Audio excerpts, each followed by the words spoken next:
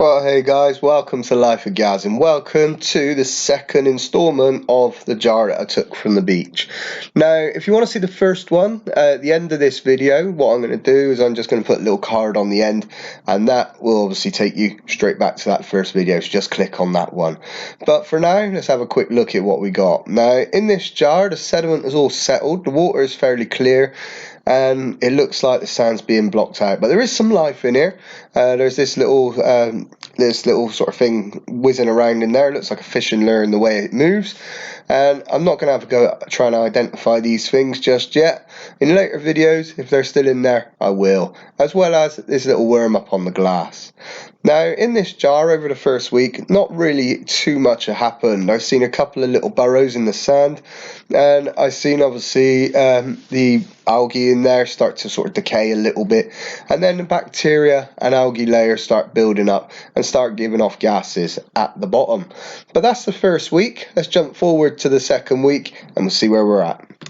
So one of the first things I noticed on the glass was the fact that the algae had started to build up, and then I started seeing little trails in them, and the creators of those little trails took me nearly the full week to find, but eventually I spotted a little dot on the glass, and it was a little mollusk. And I watched these guys for that first week. I've got no idea what sort of mollusks they are. I'm sure as they get bigger, if they survive, I'll be able to tell you, but these little mollusks are a great little kickstart to keeping this little tank clean.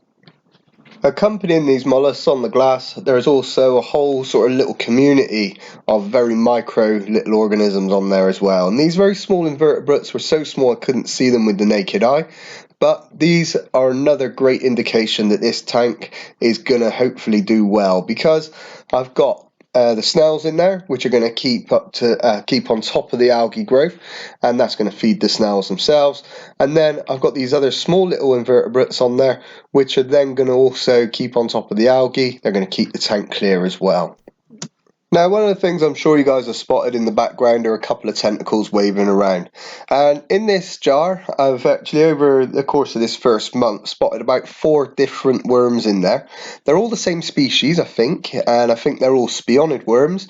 But what's really cool is the fact that they're creating these little burrows in there. And one of them has even managed to create a burrow up against the glass. So you can see this one as it feeds and then pulls the sediment down into the burrow, pushes it back out the exit hole, so it creates a midden pile behind it, and then goes backwards and forwards. And I've had quite a few sort of occasions where I've been able to watch this worm being able to do this. So with that, let's go out to the final week of the month, and what we're going to do is just have a quick look over this. Obviously the water's still looking clear, and the worms, they're doing great. They've been cleaning the sediment off of the sand, and we've actually got a sand top appearing back in there, which is fantastic. The on the glass community, this has reduced, but obviously there are animals in there which are potentially eating them, the worms being one of those culprits. But the whole idea is that this little jar finds its own balance and creates its own sort of self-sustaining ecosystem. So things like that need to happen. At this point, I started to find some other life in there as well, which I didn't previously know about. And as this develops, hopefully I'll start seeing more and more things happening.